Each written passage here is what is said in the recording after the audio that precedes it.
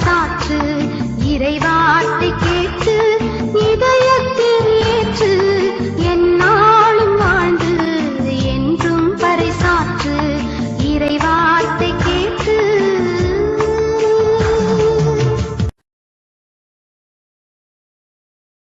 இயேசு கிறிஸ்துக்குள் பிரியமானவர்களே, அருமை ஆண்டவர் இயேசு கிறிஸ்துவின் பரிசுத்தமுள்ள திருப்பெயரிலே நல்வாழ்த்துக்கள்.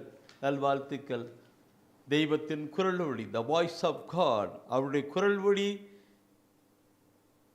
இறைவார்த்தை வழியாக நமக்கு, விவிலியத்தின் வழியாக நமக்கு தூய ஆவியானவர் தந்து செயல்படுத்துகிறார். இந்த நாளிலே அவர் தருகின்ற வார்த்தையை, தூய ஆவியானவர் தருகின்ற வார்த்தையை நாம் கேட்க கடந்து வரலாம். Holy Spirit of Jesus. 2 கொரிந்தியரிலே 2ஆம் அதிகாரத்திலே 14வது வசனத்தை, 2 கொரிந்தியர் 2ஆம் அதிகாரத்திலே 14வது வசனத்தை ஆண்டவர் காண்பிக்கிறார்.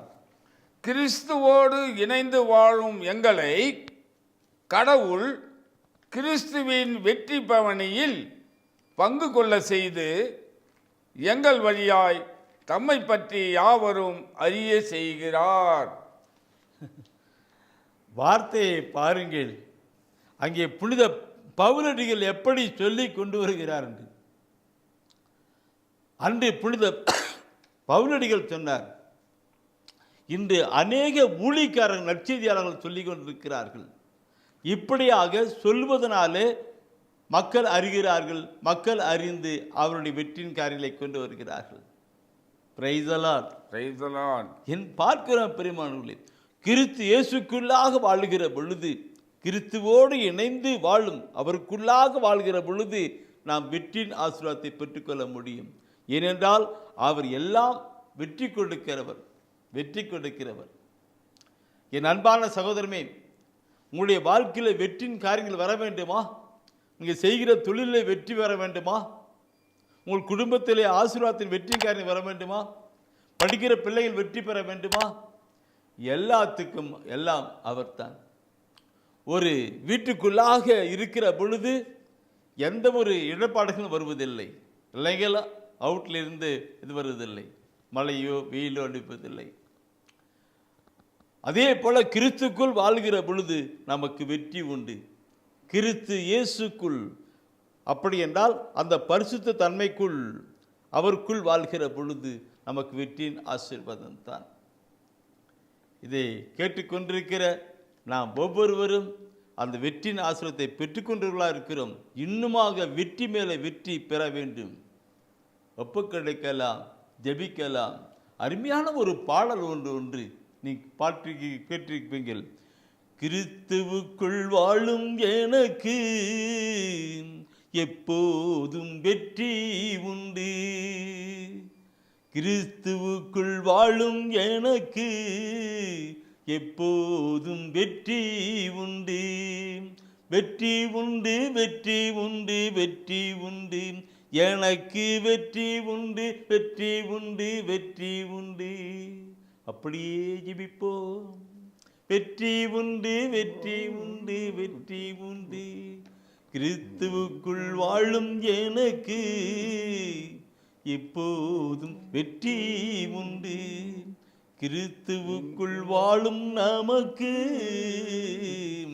எப்போதும் வெற்றி உண்டு.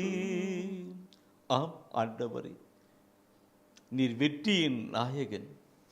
உமக்குள் வாழ்கிற பொழுது அந்த வெற்றியின் ஆசீர்வாதத்தை பெற்றுக்கொள்கிற மக்களாக வாழ்ந்து கொண்டிருக்கிறோம். ஆண்டவரே, நீ தந்திருக்கிற எல்லா வெற்றியின் ஆசீர்வாதங்களுக்காகவும் நன்றி செலுத்துகிறோம். தொடர்ந்து எங்களை ஆசீர்வதித்து வெற்றியின் பாதையில் நடத்துவீராக. வெற்றியின் பாதையில் நடப்பிப்பீராக. நாங்கள் எதிர்பார்க்கிற காரியங்கள் ஒவ்வொன்றிலும் வெற்றியாய் நடக்கட்டும், ஆசீராய் நடக்கட்டும். ஜெபிக்கிறோம். அப்படியே நீ செய்ய போறதுக்காக நன்றி செலுத்துகிறோம். நல்ல பிதாவே, ஆமென், ஆமென்.